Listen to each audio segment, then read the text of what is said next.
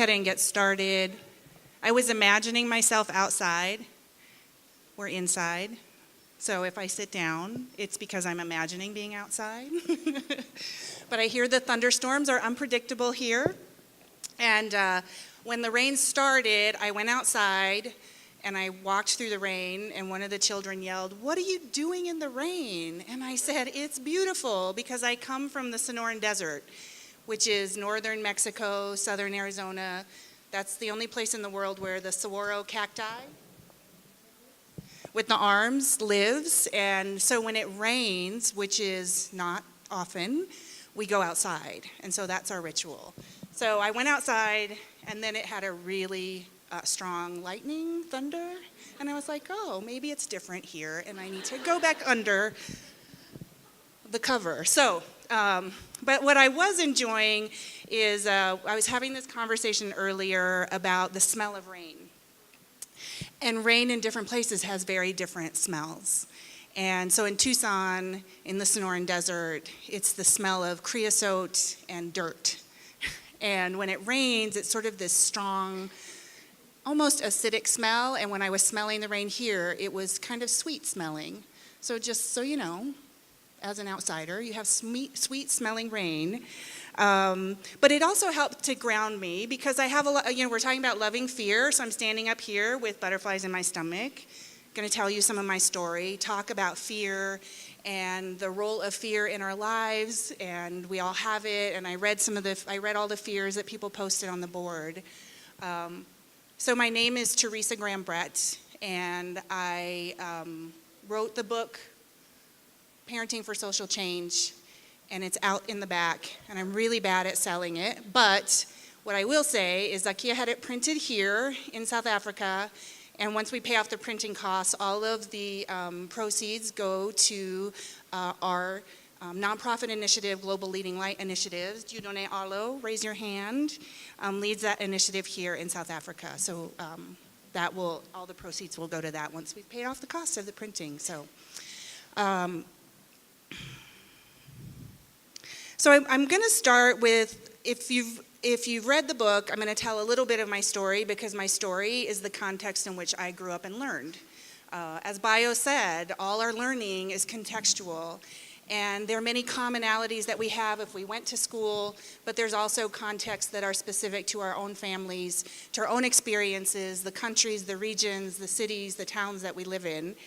And so I want to tell you a bit of my story just to give you an idea about where I've come from on my own journey, because it's been a journey that has been about power and control and domination, which I learned very well as a child. So I was... my mom and dad, my dad was born in Oklahoma and is white. He was in the Air Force. He got out of poverty by getting into the Air Force in the United States, and he was stationed in Japan, where he got my mom pregnant. We actually didn't know this. I can't believe I'm saying it out loud. She would be dying about this, but she's already dead. So I do make jokes about death, so hopefully that's not going to offend too many people. But she got pregnant and they got married, and she immigrated to the United States when she was 30.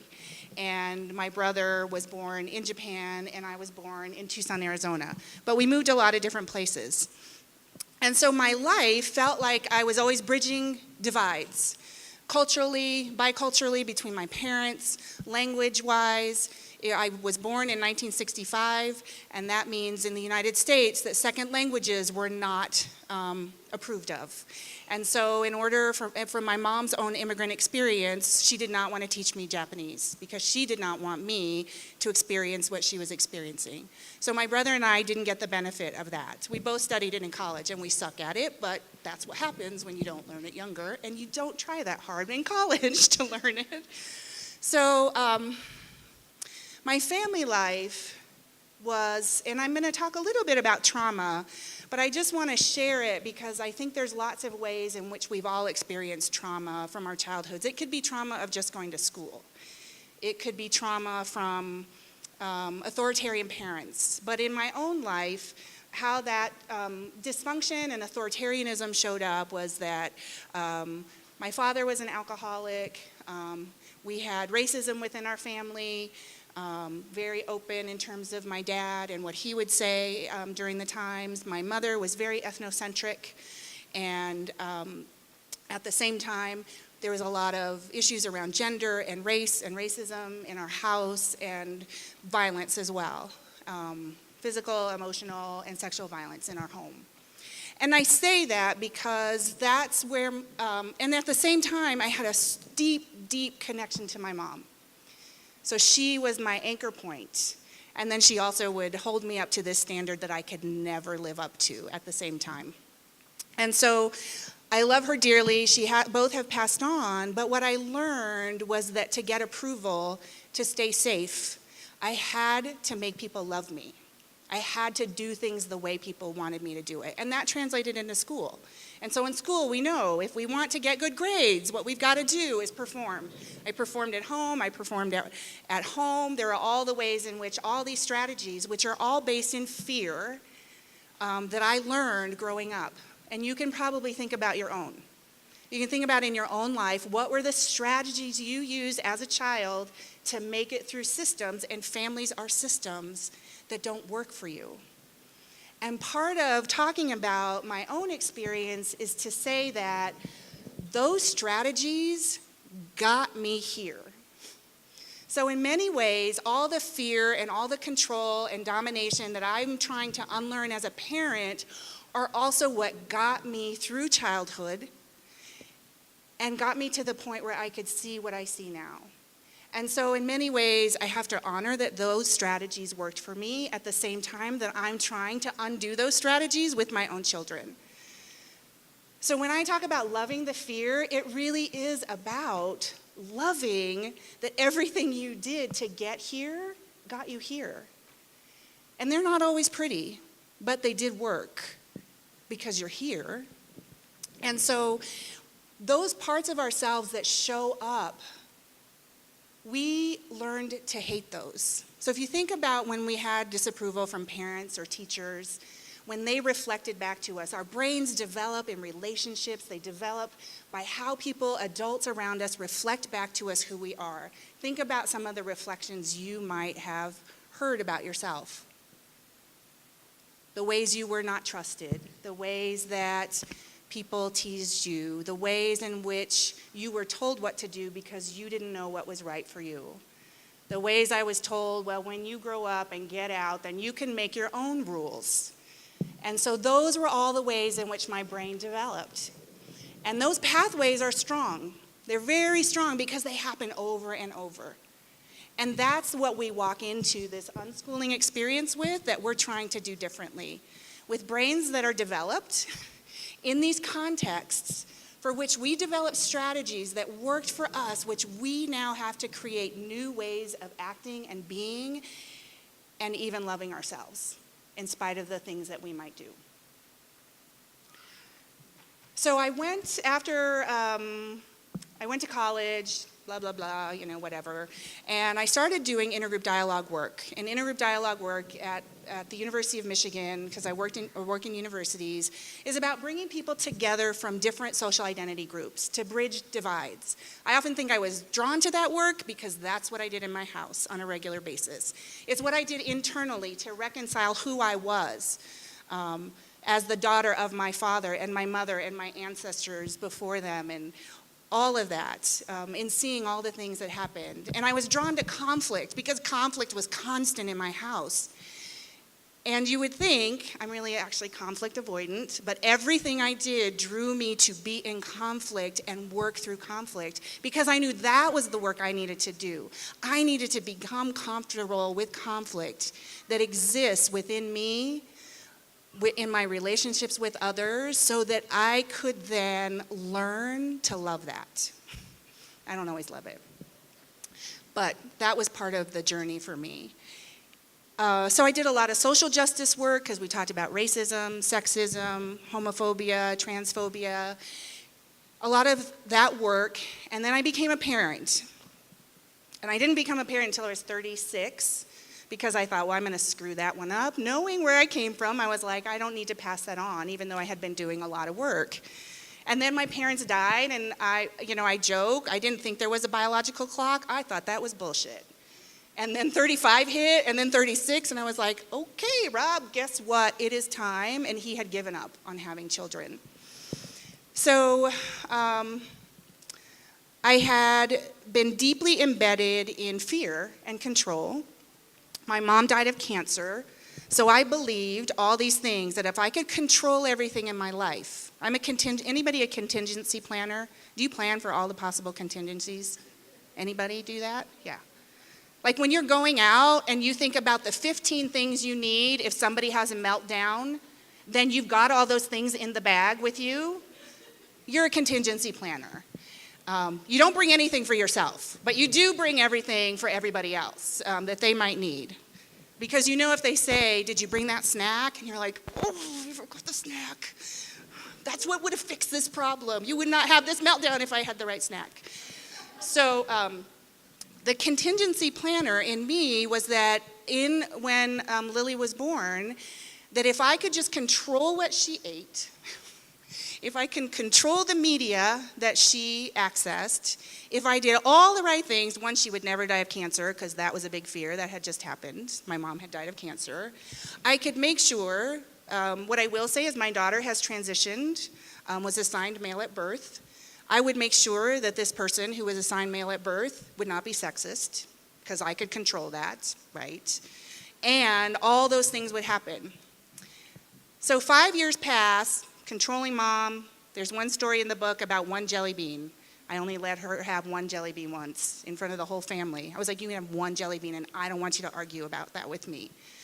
But I had done all sorts of work to overcome the trauma of my family. That's what I thought. So what happened was Rob decided one day, I was pregnant with our second one. It was around the holidays. He had a video camera, and he decided to surreptitiously, in a loving way, not in a way that would show me how I talked to Lily, what we were doing. And so Lily's there watching PBS Kids. I don't know if anybody watches, in the US, PBS Kids is educational television, so that's what you could watch, is only educational television. And she was watching that, and she said something to me, and I walked into the view of the camera, and I said, if you don't talk to me in the right way, I'm not going to listen to you. I didn't know I said it. Didn't think about it. And then Rob later that night, oh, I have some video. Do you want to see it? Like, he was happy. I have some video of us at the holidays. He turns on the video, and it is like the biggest slap in the face that I've ever had in my life.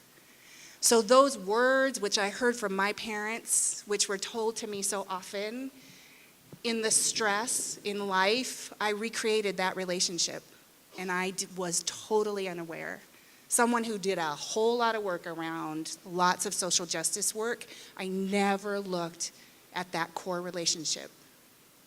And I saw that video, and I thought, wow, I am not who I think I am.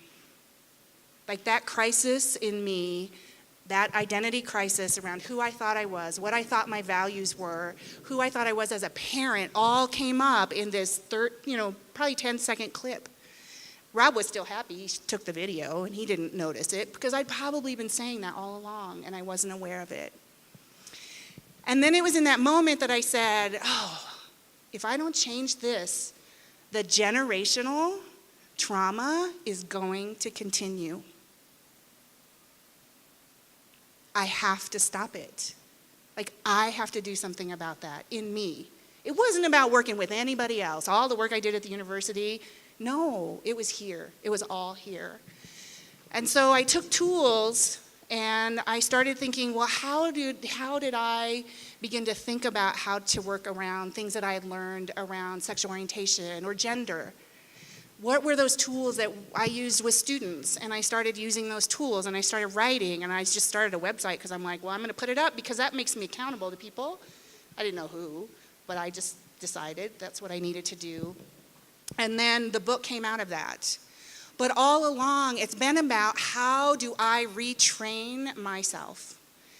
And along the way, what I discovered was at the core of every controlling behavior I ever engage in, and I still engage in controlling behavior, It looks different. There are different ways it pops up. In all those ways is fear. It's always fear. It's fear of the future. It's fear about not having control. Because in my own life as a child, I didn't have control over what adults did around me. None of us did. We didn't have control over our teachers. We didn't have control over our parents. But when I got to be an adult, if I could just control things, then I would be safe. And that desire to stay safe that starts in a very, very young age for us. If you go through school, we often perform because that keeps us safe. We do what teachers want, or we rebel, and that produces other results, but that might be another form of safety. That the fear drives the control because at its core, I need to feel safe. So if you think about your own lives where control comes up, and what I want to do in the session tomorrow is for us to really talk about, and we can do it even now, just to talk about what are our fears. Like, what's the controlling behavior? So I'll give you some examples of controlling behavior besides food and the one jelly bean and no sugar. Like, no sugar for the first 3 years. Yeah, no sugar. Number 2 came along, gave that up. That was totally different. But what Lily taught me, because the other thing that she did was she did not accept my control.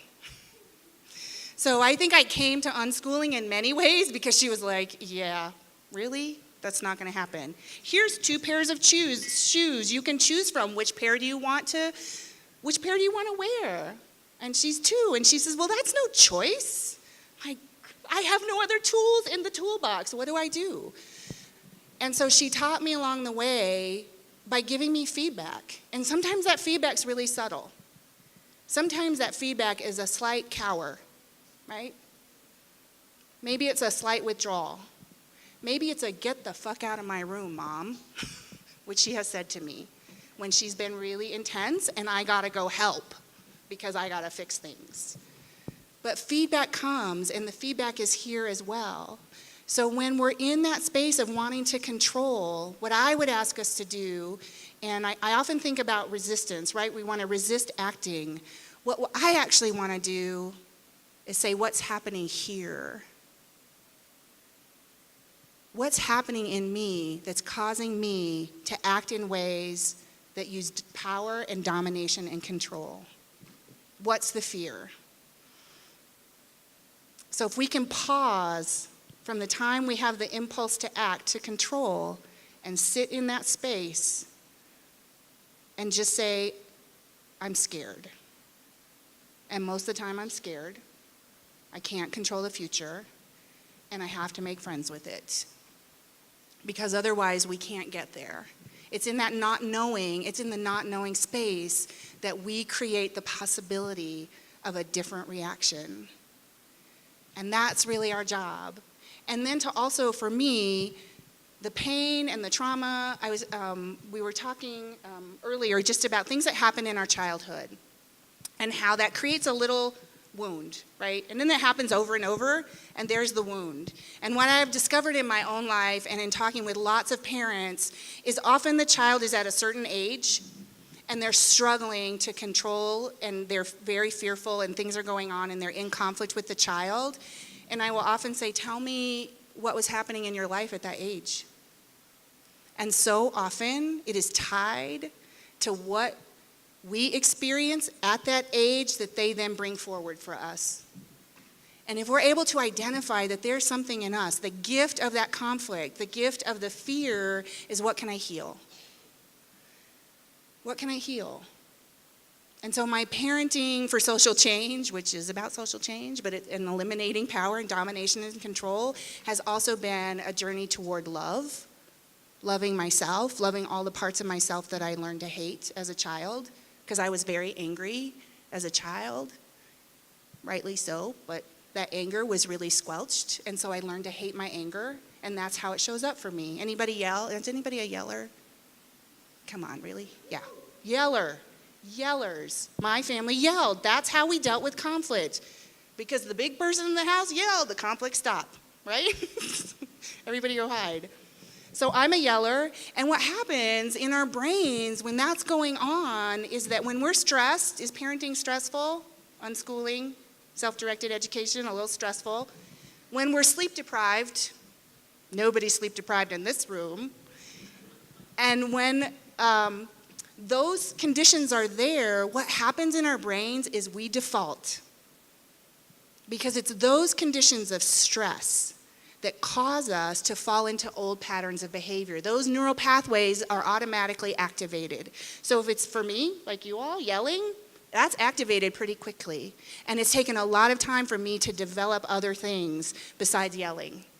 I still yell, but anyway. I just say, I'm yelling, but I'm not mad at you. You know, anybody do that? I just can't help it that I'm yelling right now. Don't take this personally. That's what I say to Grayson, who's 11. I know it sounds like I'm mad at you, but I'm really not. Go back that way, away from me. So that's what happens. It's a default. And so how can I acknowledge that's the default and say, okay, that's what I learned. I just learned it. That's all. I learned it in childhood. It was a default in my family. For some people, it might be withdrawal. You know, go away from the situation. With Rob, he survived conflict in his family by making jokes. Pisses me off. He makes a joke. I'm like, stop making jokes. I'm going to start yelling, you know. But his job is to de-escalate conflict through jokes. And Lily, our daughter, who's 16, well, Dad, stop making the jokes. This is serious. He's like, I know it's serious. I got to make a joke about it. So we all have those strategies, right? We have those strategies. And sometimes they work and sometimes they really don't. But the goal is to understand that it comes from a place that we learn, and we can love that part, and we can also learn something else. I mean, that's really what we want to do, is we want to learn something else. So when I think about self-directed learning or unschooling or whatever we call it, like my path is all about what I need to do here and here. It's the healing in my soul, it's the healing in my heart, it's bringing out those things, it's seeing things differently. All the stereotypes about children, all the ways I learned in my own childhood, children couldn't be trusted. It's all about saying, who do I see? Do I see you? And do I trust you? I can trust you, right? I can trust you. Yeah. So those are the things. And it's hard to trust a child when you do not trust yourself.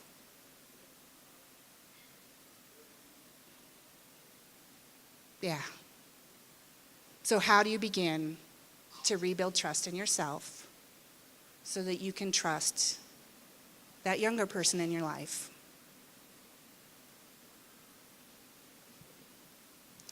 I don't know that I have a lot more to say, so I'm going to stop. And I don't even know what time it is.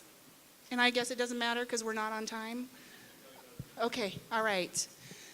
So that's really my message in terms of loving the fear, and I'd love to hear from folks about maybe things you're struggling with or questions that you have, or even the own things that are coming up for you. And I didn't cry. That was good. I thought I might cry. But it's not that it's good that I didn't cry. Crying is good, but it wasn't in my house. That's another default. Anyway, thoughts, questions, what's on your mind? It was a really intense conversation when I walked in. I'm expecting some intensity from the last session. Anyway. Hi there. So you mentioned yelling to get, or as a way to, sorry, I came in quite late or maybe in the middle. So just, you mentioned yelling as a way to deal with stuff, you know, and it being more of a personal thing, you know, and it's not because of anyone else, it's just the way I do things, so don't take offense to it. So what happens to the one that is more of an observer of life and not a yeller? And he observes things and he sees the way the world moves, and somehow he just takes it in. There's always that saying that, okay, you can take in, and you have to release. What happens if you don't have a release, you know? What happens if that fear is, there's always that idea also when you put in a situation, and because you're not an immediate actor, you don't take immediate action to yell, you don't work on instinct. You wait, you observe, and you take in, and you accept. And then 5 minutes later, you're like, yeah, see, I could have said this, man. You know what I mean? So that whole factor of the thought process behind of what you could have said, and that killing you on the inside, you know? Because by the time you want to say it again, they forgot about it, you know what I mean? It's a new day. It's a new story that needs to be told, you know? So how does one move on from that? Yeah. And So- that fear of saying something, but you're scared that you might not say the right thing, so you wait. Yeah. And when you wait, you might not ever find the right time to say it. Yeah. Yeah. That's a really powerful fear that you might not say the right thing. Indeed. Yeah. Yeah. Because when we don't say the right thing, let's say we're in school, you don't say the right thing, you know what happens. You know, teacher asks a question, you don't say the right thing, there's maybe a bit of humiliation involved, correction, shame. We have those. I remember those times when I was in school and I didn't get the right answer and what that felt like. And so often that's what I think about is what is. So my default yelling is something I'm actually working on. I might actually like that approach better than the one that I use, but that's not, you know, I do that too. But what I often think about is that what we are taught as children is that if we say the right thing, that will change it. And so I know that in my own life that I often think about it ahead of time, too much. Oh, this thing is coming up. I think it might be conflictual. I've got to say the right thing. Or I don't say something because I don't know what the right thing is, and then I kick myself for that. And then over and over I think, why didn't I say something? Why didn't I say something? And it may be that a default strategy is if you said something, no matter what you said, you got punished. And so part of that sort of stepping back is also another safety mechanism. Because saying the wrong thing might have been worse than saying the right thing. And you may never have known what, for me, I never knew what the right thing was because it could change, right? Adults around me could decide one day that's the right thing and the next day it's not right. And so that fear, that stepping back can then drive us to be in that place. And I guess the question that I might ask is there an impact on the relationship as a result? Is it just the internal relationship with yourself, where you're tired of beating yourself up for not saying the right thing or saying something in that moment? Is it harming the relationship in some way or making that relationship difficult with the young person in your life or someone else in your life? Or is it just something that you need to think about? Yeah.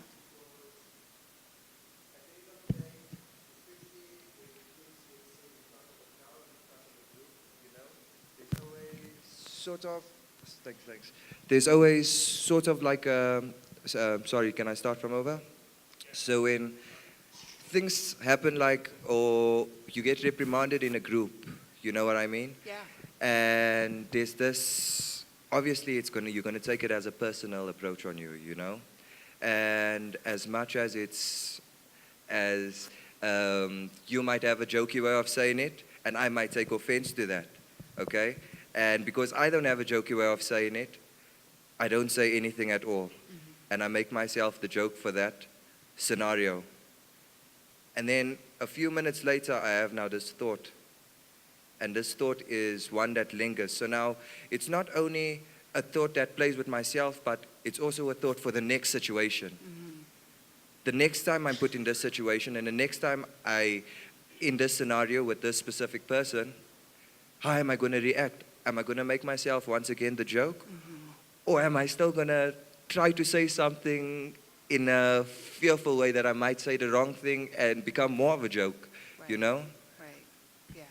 Yeah. So I feel that, like what you said, that it's very powerful, that the fact that you don't say anything at all is your defense mechanism. The Mm-hmm. fact that you can just observe, and in your mind you calculate the outcome. Right.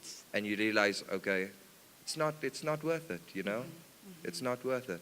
And that is there's a beauty in that. Yeah.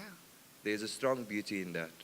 And I'm glad that you brought it up, because it's one of those things you'll never ever think that it's true unless someone else says it, Mm-hmm. And it comes out in a different space. I do thank you for that, yeah? Yeah, yeah, yeah. Thank you. Thank you. And yet that's always been within you, to know that it's there. Yeah, yeah. Okay, I'm also a person who shouts, yells as you say it, but can shout. And I know I should do it less. And I know I should not get as irritated as I can get, fly off the handle.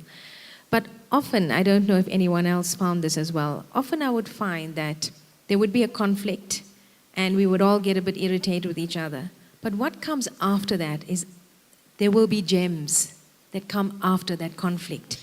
And often we will go through it and reflect on it and talk about it. And if I go through a process of self-reflection and I think about the conversation we had, okay, everyone raising their voices a little bit or being a bit irritated. But what comes out of it is so precious. The learning curve, what the realizations that we come to, and thereafter actually we go on a little stronger. So what I'm saying is that yes, we should be aware of how we handle conflict, but I don't think we should be afraid of conflict. Yeah. Because out of it really comes growth. And I've found that with my children, with my family. And for a while I was also like, oh, I mustn't do that again, and be a bit worried.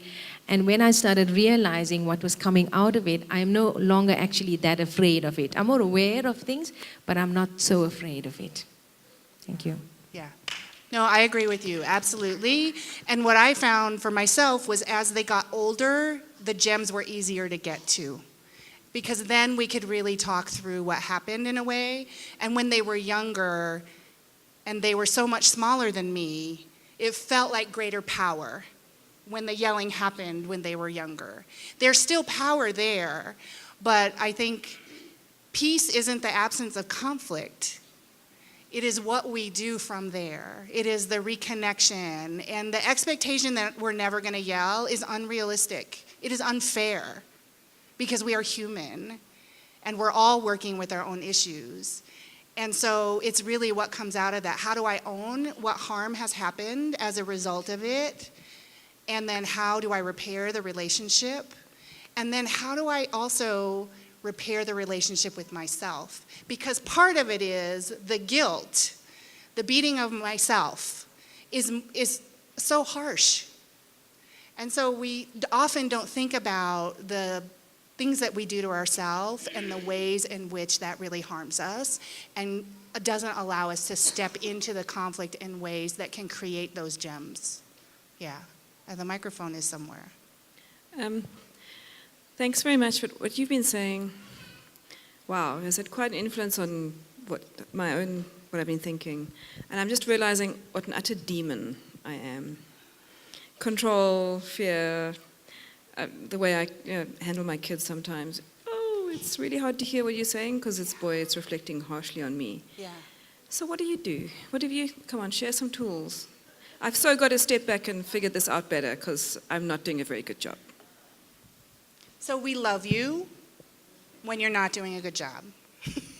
So let me just say that, because most of us are struggling in doing what we do. I just also want to say that.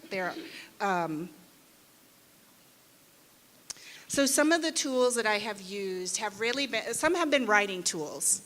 So actually I will often, when I first started my own journey, in unschooling, in trying to create different relationships with children, I would actually write, and I would try to track my automatic thoughts. This is going to sound maybe strange or not, but if you've ever done cognitive behavioral therapy, it's one of the tools in cognitive behavioral therapy. So I would write, like, what were all the thoughts? Think about the situation. What was the situation that happened? And what were all the thoughts going through my head? Right, our automatic thoughts give us a small clue into what's going on within us. And we often do not want to listen. We don't want to go back and think about what those automatic thoughts were, because they're usually pretty horrible. Right? He always does blah. Whatever it is, it's usually when you're in conflict with a child, the automatic thoughts that you're having about the child are ones you would never want to say out loud. So what we do is we push those thoughts down. But they're still there. The thoughts are there, and so they still have a lot of power for us. So one of the tools I used was, what are all the automatic thoughts that were going on in my head about X, about the situation, the child, what was going on, anything. And then I would look at whether or not those thoughts were true. But what I often then would analyze for myself is those automatic thoughts are almost always tied to the fear. So he always, let me try and think of a story. Grayson loves to shop. He loves to spend money. I have money issues. So I think that's why he wants to spend money all the time, because I have to work on my own issues. He shows up for me in that way in my life. So he, even here, he's back in Arizona, he's texting me, can I spend $10? So some of my automatic thoughts that would come up, he's never satisfied. He does not appreciate anything I ever give him. I'm never gonna make enough money to satisfy what he wants. X blah, blah. I could name 30 automatic thoughts. And at the core of that, what I discovered after much work is that my father went bankrupt. So he owned a business, he went bankrupt, he was terrible with money. And I believed that I would always be terrible with money. And because I'm the primary breadwinner and I make the money in our family, what it tapped into me was this deep fear of inadequacy and inability to provide for my family. I've also quit my jobs, consulted, was on no salary for 10 years. I often thought about all the ways in which that harmed my family. But at the core was actually this childhood story about my father, and my mother would always talk about how bad my father was with money, and she would always say, "You're bad with money." Right, so here's the story in my head. That's an example for me. Once I began, once I began to kind of go down, like what are all those thoughts about? They're really about me, and what's my fear, and what am I struggling with? So one of the tools that I started using with Grayson when he was smaller was he would always want to go to the store. And I'd be like, "Oh, you want to go to the store? I'm going to have to say no to buying a toy. I don't want to say no because, whatever, all that. Can't say no. Because that means I'm not a good parent, because my parents had to say no to me because of our financial situation." And so when he got old enough, I would just say, "I need a few minutes. Like, I've got to go lay down." Literally, "Mom, can we go to Target? I got to go lay down, honey. I just need a few minutes." I know that sounds silly, but that's what would come up for me. This has created huge conflicts between he and I. And so I would go, and the other technique that I use a lot is what's in my body. And what I discovered, Grayson would walk up, he would say, "Mom, let's go to Target." And my stomach would just do this. So my stomach was a sign that I was in fear, that I was gonna react. And so if I could pay attention to where that sat in my body, and then I would go, and I would say, "I need a few minutes to decide." And I would lay down on the bed, and I would literally breathe and feel this pain, this tension in my stomach. And that often allowed me to come back and acknowledge that I had fear, that I felt inadequate, that I am struggling with the money issues, and then come back and answer from a place of clarity and more wholeness as opposed to reaction. Because in the reactive state, I might say, "We just went to Target yesterday, why are we going now?" And then he would shrink. But when I could go and deal with my own issues, what I could do is come back and say, "We can go to Target, but right now we actually can't buy anything." And then it's not full of energy around my own fears. So that's an example of a tool that I often still use when he texts me, because now it happens over text, not in person. So I get a lot of time to just sit with it, which is, I think I have discovered that I do love phones for texting, for money requests, because then I'm not doing it in front of him. But he also learned, and he would say, "Do you need some time?" Right? We just set up this way in which I was like, I need to buy time. I need to be able to think. I need to be calm, so I can make a more centered decision.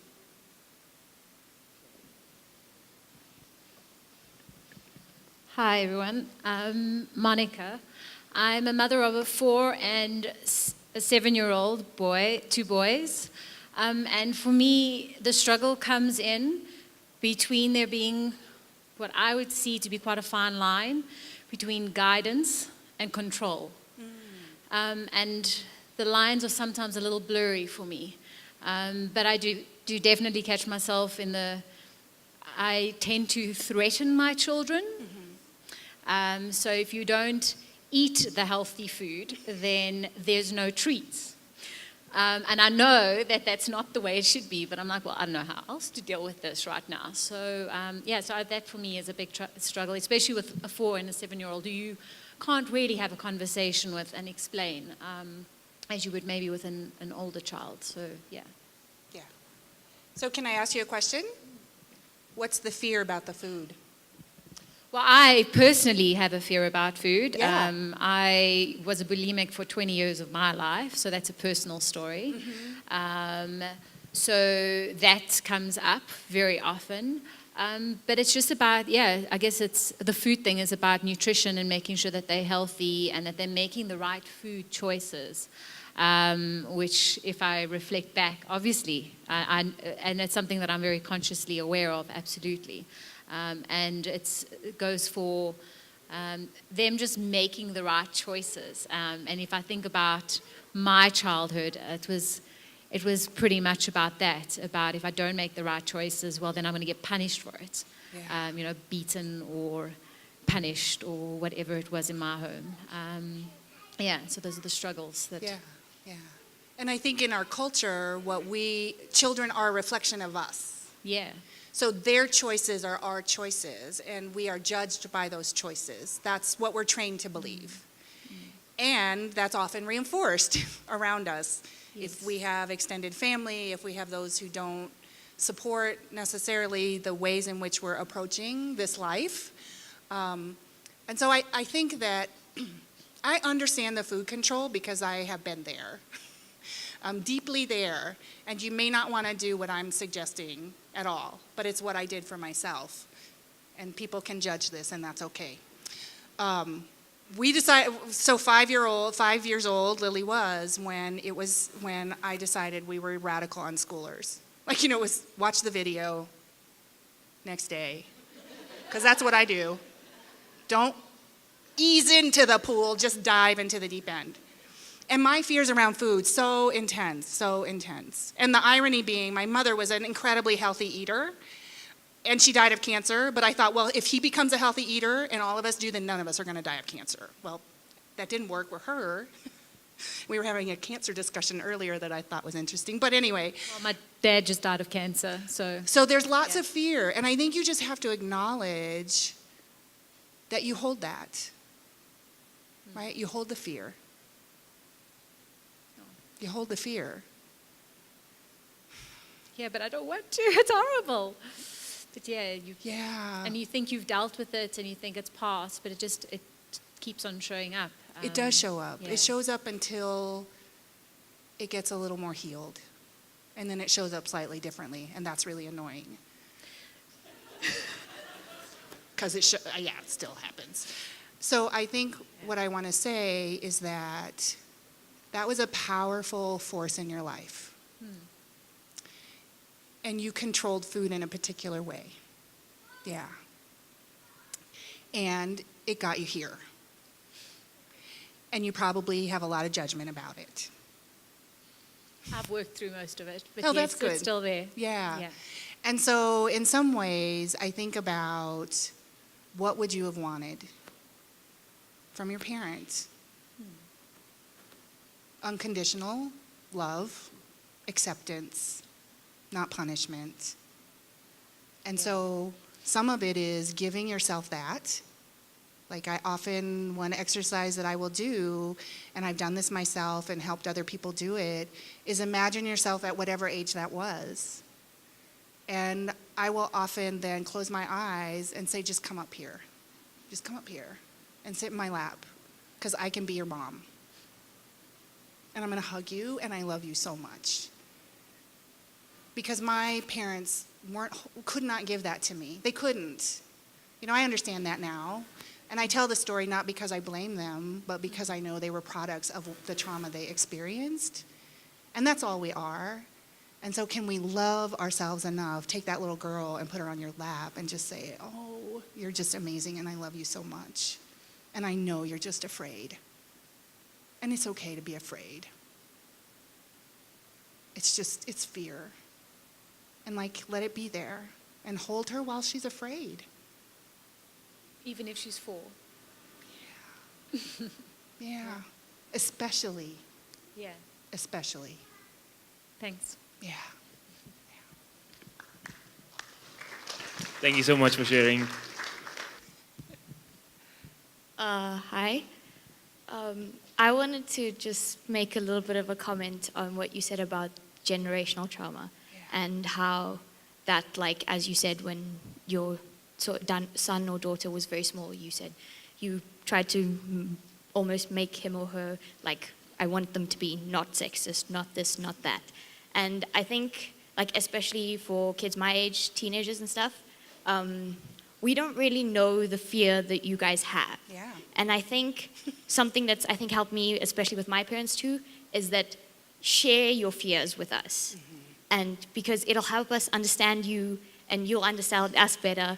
And it'll just make it'll make things much easier to do it together, which I think is very important. Yes. Yes. So, Yeah. Thank you. Yes, yes, and yes. And I think because we're trained to believe that adults have to have the answers. We're trained to believe we have to do it right because that's what we learned. We're trained that we have to have a united front, you know, whatever that is. All of those things make us act as if we know more than we do, and somehow we have to know. But really, we're just this bundle of a lot of stuff that when we can share it, and especially when it doesn't become me sharing my fears for you to carry, right? Because what we don't want to do is for me to share my fears, so then it becomes your responsibility to take care of me. Yes, yeah, yeah. It is. It's the sharing so that we come to a more open, honest, mutual understanding of each other. Not for someone to take the burden of it. Because it's only ours to carry. And I think, in fact, the children in my life know that. So they'll be like, go ahead and cry. You know, go ahead and cry. It's fine. You need to cry? You need to let it out, Mom. Just let it all out and cry. And it'll be okay. And then I get a little pat. And sometimes they, you know. Grayson will hear it in my voice because I get that, right? That voice comes and he knows that it's going to come. So he's like, get on the couch and I'm going to lay on top of you, Mom. And then he lays on top. Akila and I, we were in a session, we talked about this back in Arizona. And so he will lay on top of my body and it does calm me down, you know, heart to heart. But he'll hear my voice start to ratchet up. And I'll just say, oh no, we're talking politics, it's really okay. Or yeah, I need to lay down, and then he'll do it. And that's the way he doesn't carry my emotional burdens, but he connects with me to help me to be in a better place about it. Yeah. I wanted to ask you if you have any tools that you can give us between that state of not allowing the fear to consume us, but also giving it that acknowledgement. How do we find the balance between those two extremes? Are you afraid of the fear consuming you? Yeah. Because it feels really big. Like when you open the door, it can feel too much. And then it consumes us.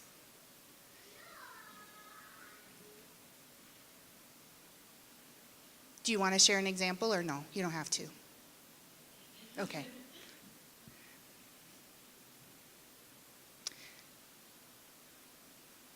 So I'll give an example of anger. So anger I told a little bit about this, but I have always been really afraid of my own anger. And I believed many things about myself because I was not allowed to express anger as a child. I expressed it in other ways, but I couldn't show it. And so I had to learn what it meant to show anger. But I was super afraid, like my fear of anger was so great within myself, I thought like I had no idea what would happen. And sometimes I still get there, but mostly I've made friends with my anger. And some of it has been around just bringing it out to the light, like writing about it. I often write about what all my fears are. And then I think about what's the origin of that fear? Like, where does it come from? It comes from some pain. And so if I can help to understand within myself that pain, like what's the original trauma that it might be tied to, often then that helps me to heal it a little bit more and be less afraid of the fear. And I am also, I don't know if anybody does EFT or tapping. Anybody do that? A few people do it. I actually use emotional freedom technique quite a bit around my fears, but I've just learned to talk about them more often. And often they feel really big when they're in here and it's going around and around. I don't know, does yours goes around and around? Like it's annoying. And it just seems to have a life of its own. And so when I speak it, when I write it, when I acknowledge it, when I say, I know you're there, and you just want to be heard, I often think about it in the same way. Like that fear is the little child that you were that's super afraid in that moment, and they're still living within you and never got what they needed. So how do you nurture that piece of yourself that needs that unconditional love from which that fear comes? And so if you can think about what that might look like the crawling up into the lap, like the just saying to yourself, it's going to be okay. I'm an adult now. When I get into fear, it's my child that's usually super afraid. And it's an automatic reaction. It's a trigger, right? It's a triggered fear reaction, which then gets looped into your head. And so when we can look at it and we can say, I see you. It's like a child who wants to be heard. That fear just wants to be heard. And so can you, within yourself, in some way, find a way to speak to the fear and say, it's all right, you can be here? Because we often try to extinguish those things that we don't like about ourselves. Fear is one of those. It's uncomfortable. It's such an uncomfortable emotion. But if instead you can turn to it and embrace it and say, I'm big, look at me, I got big arms. I can hold this fear. I'm strong enough, I'm big enough. I'm an adult now, and you can just talk to me and be here. I don't know if that helps or resonates in any way, but that's how I tend to try to think of my fears as a child that needs a hug and needs love and needs to be heard and not cut off.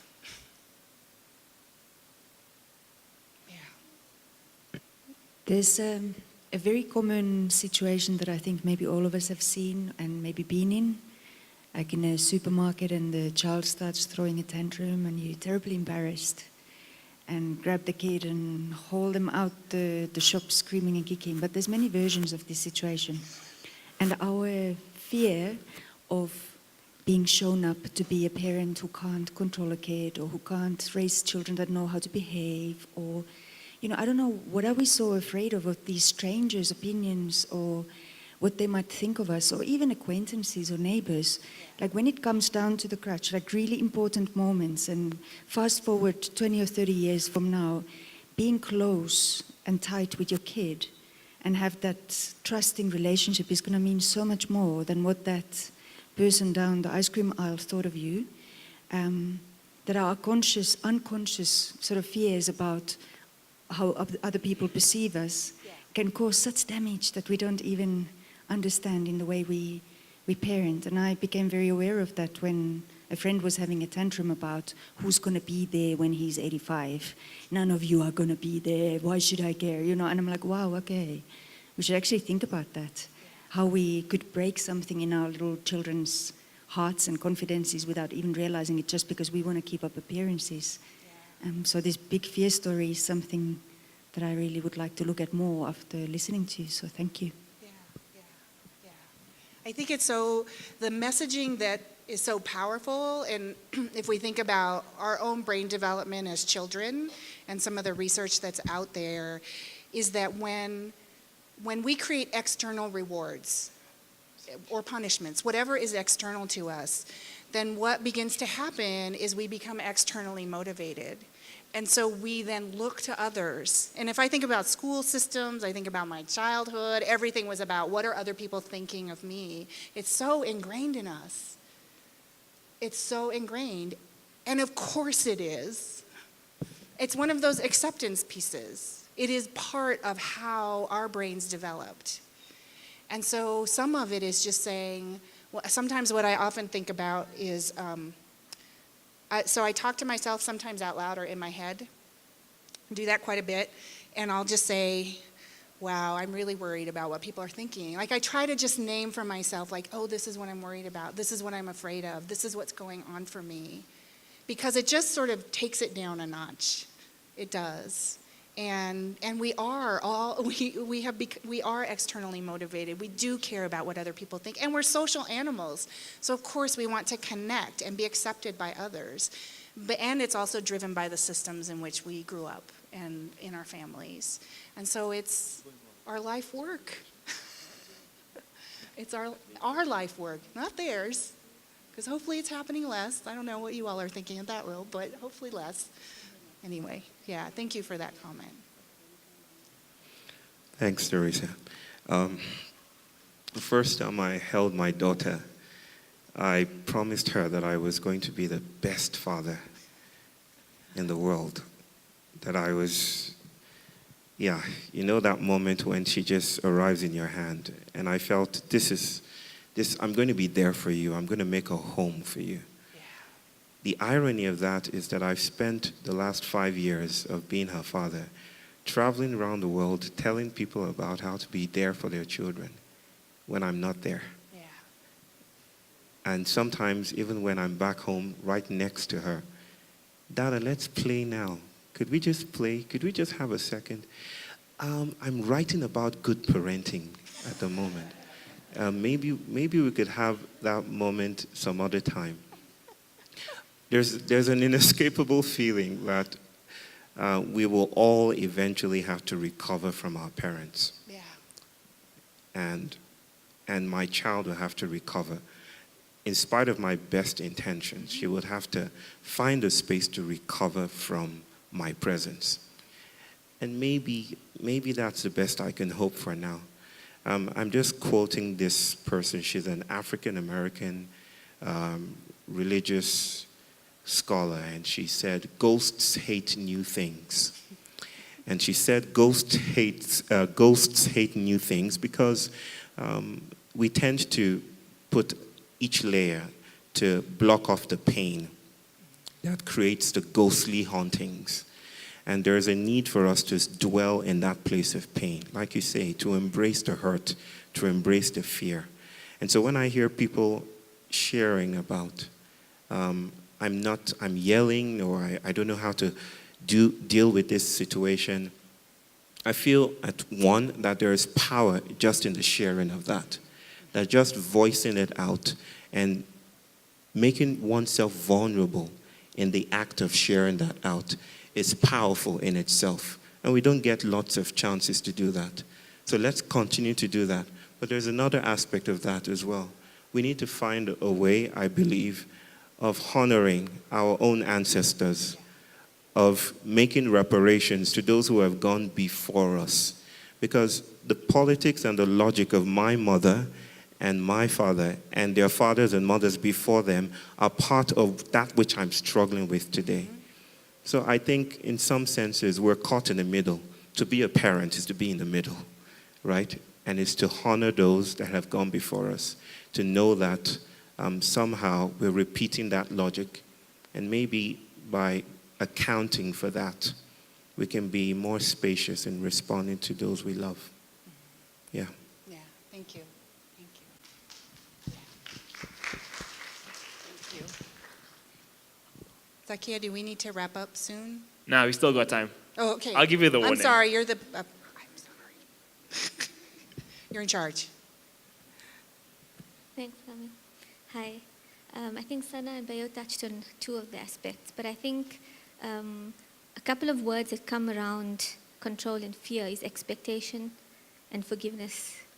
Many times the control and the fear is because of not meeting expectations set on us. On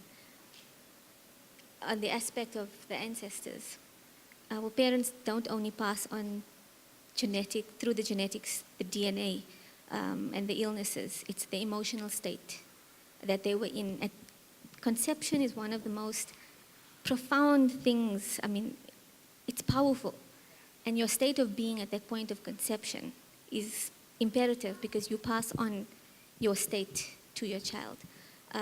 So when Bayo talks of honoring that, we need to be conscious of our states of beings. A lot of spirituality comes around dealing with the fears and control. And for us in our faith, we taught that you fear no one and nothing but Allah.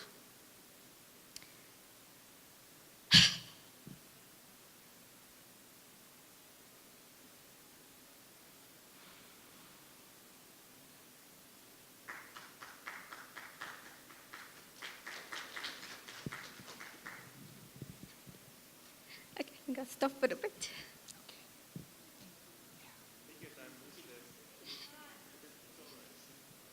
You know, it's not even a fear, it's just the overwhelming thing that happens sometimes when I talk.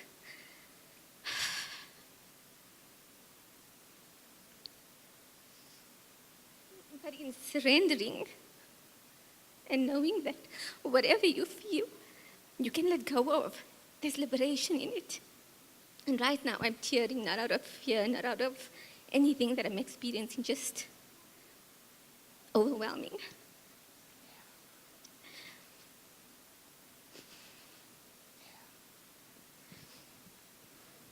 And I understand that even in this release of tears, there's healing. And I suppose, in my life, through lots of experiences, there's a lot of emotions that are still blocked up. So when I share, somewhere along the line, those triggers are releasing. But like Chueria said, the sharing is a healing for not only you, but everyone around you. Thank you. Thank you. Thank you. Yeah.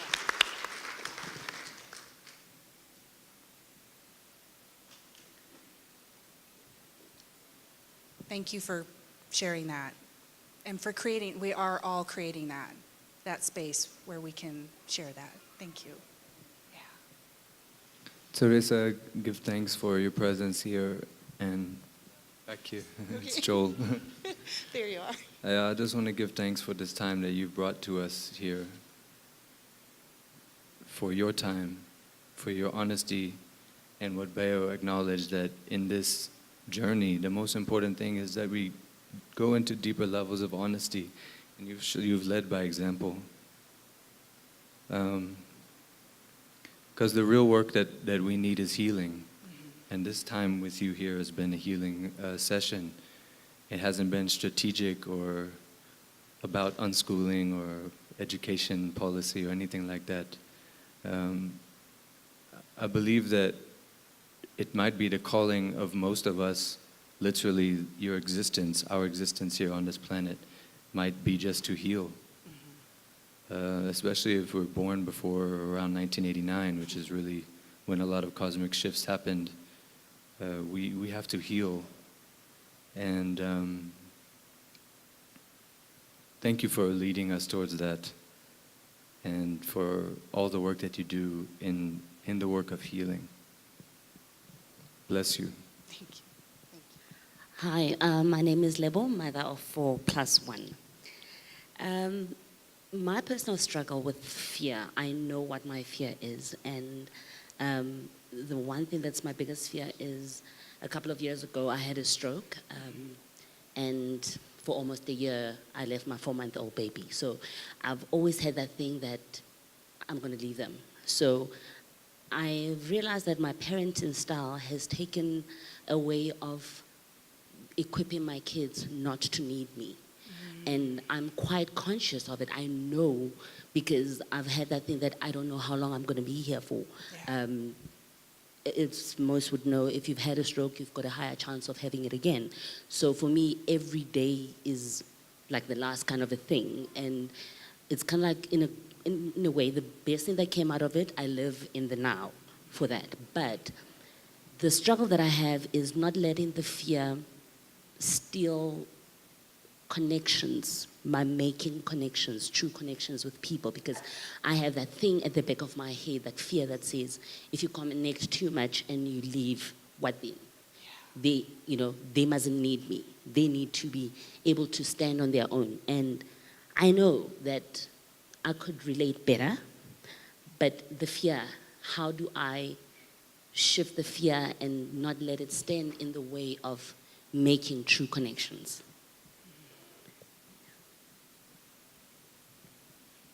So I'm just going to breathe for a moment.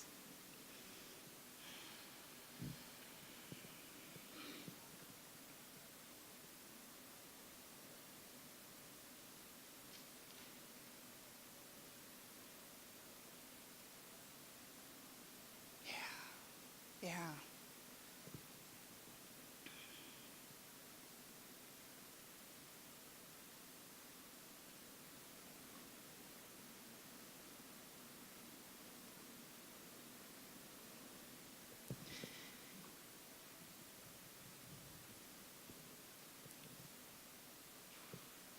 It's a really powerful fear because you feel that if there's more distance between you, that it'll be not as hard for them. Yeah. So you intentionally create the distance because it will be easier for them. And how old are they? My youngest is 5. Yeah. So she was 4 months old, and from the stroke and the rehab, I was gone for about 10 months. So I came back after her first birthday. Yeah. And what she really needs is the closeness. She is. She is a very, she's my amber child. She is, I'm sure everybody met her today. Tando is, she's that, she's a very emotional child. Yeah. She's she is just that child. I saw her out there. And so in those emotions, what is she telling you? In being that, what is she saying to you? I actually always feel like I owe her time. I owe her that emotion. I feel I do personally feel I owe my kids that emotion. That my not being there makes me feel that I owe them that emotion. They didn't have their mom, and for that time I wasn't there, I owe them. That's what I feel. Yeah. So you're trying to pay a debt and plan for a future without you, Yeah. both. That's rough. I bet you're exhausted. Yeah. Yeah. It does get exhausting. Yeah. So you're exhausted, and you're trying to make up for time that was lost. Because we say all those things about the first year. And you're here now. And you are living in the moment, but you're still contingency planning for what might happen. Yeah. And there's no control over it. And it's so scary. And you faced it in ways that maybe others of us have not. But we are all facing it. Yeah. So what happens if you just get as close as you can to her? What do you think will happen, really? The thing is, I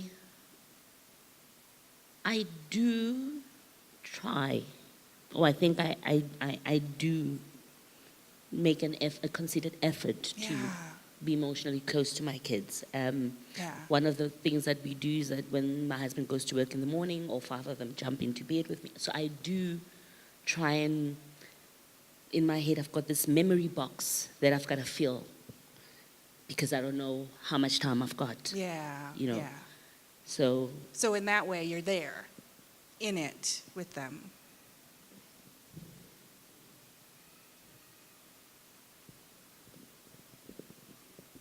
Yeah. What would happen if you just stopped planning for the future? Really? What would happen? I don't know. Fear of the unknown. What was that? I'm saying, I guess it's that other fear of the unknown. Yeah.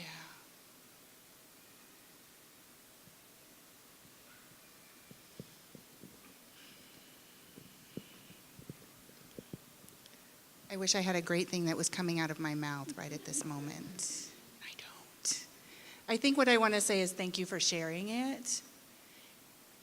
And what I feel in you is just a lot of weight that you're carrying, this burden that comes from the time that you were gone and what you're trying to make up for, while at the same time being present, while preparing them to live without you. That is a lot. And I just wonder, do you ever let yourself not be in that space of all of those things at one time?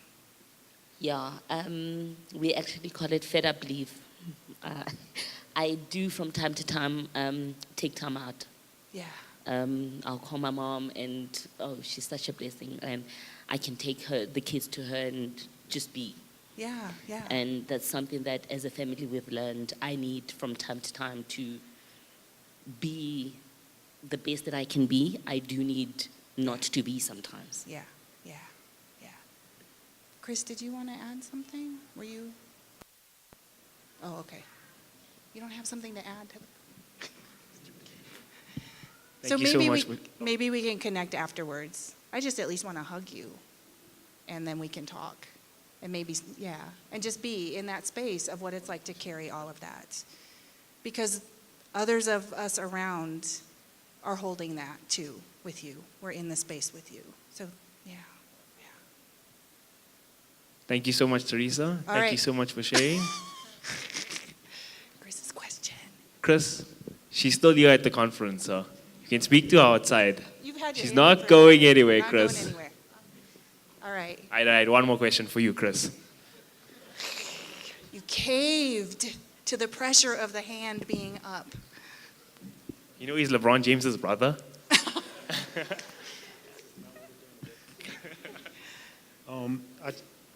I'm sitting here and I'm wondering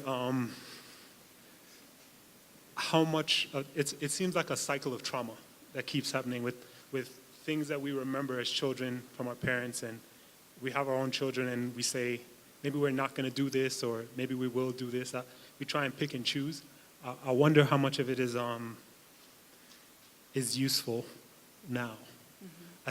I think, especially with my two girls, what I've realized is that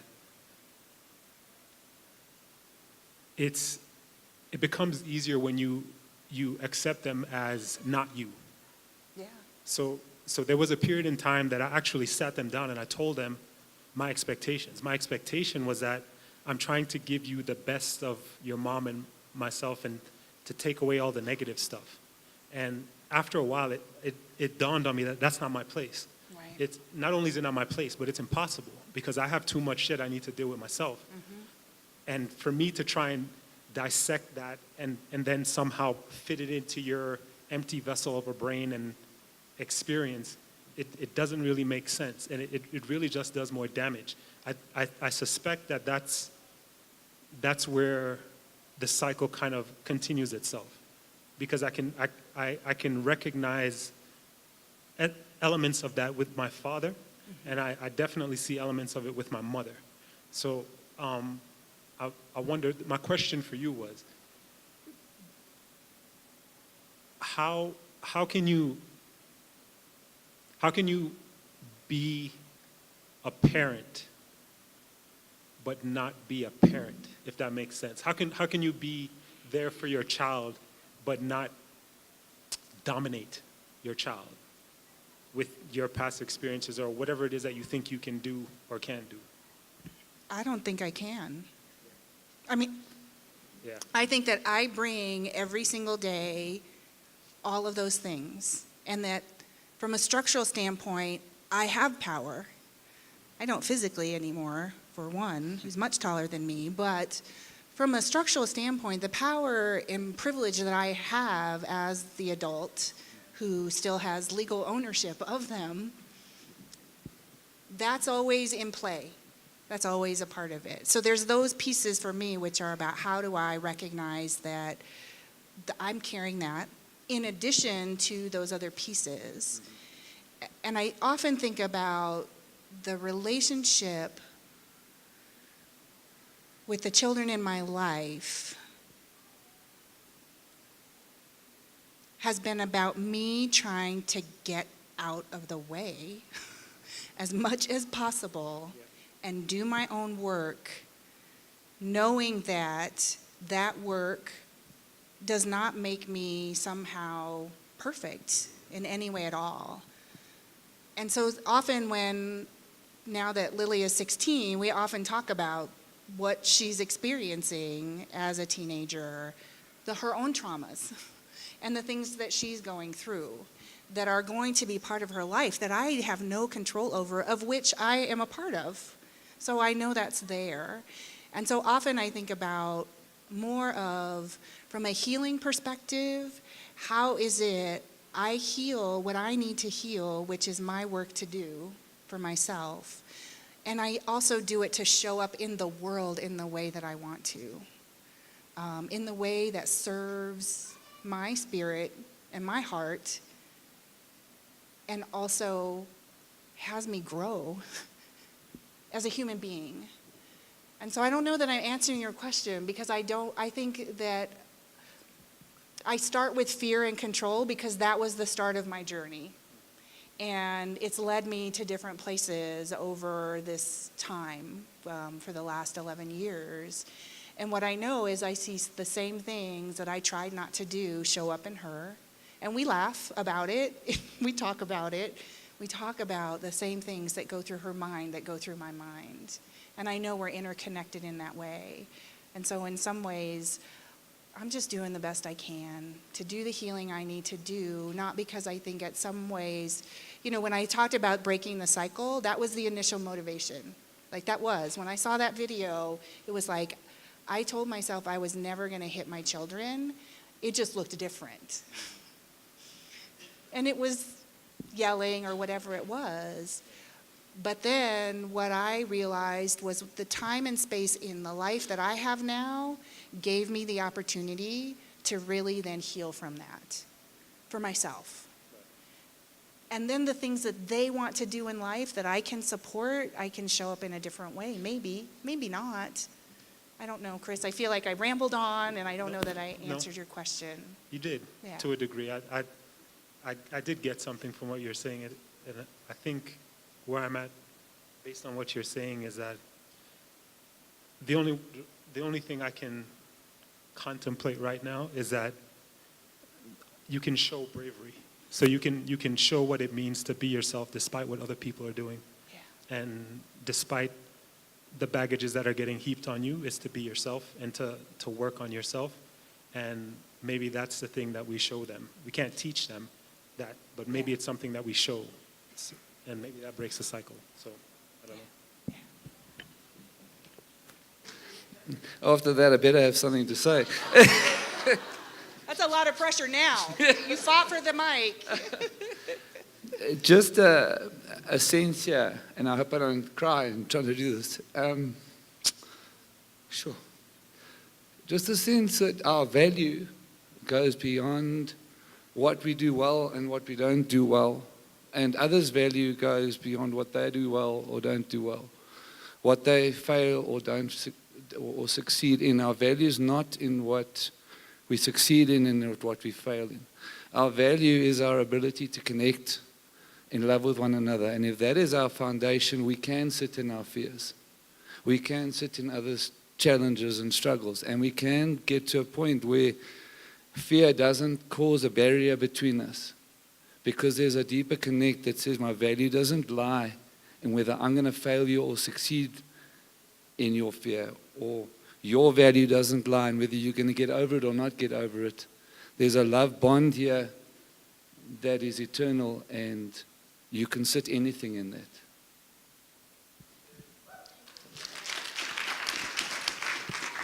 Thank you all so much for staying in the room.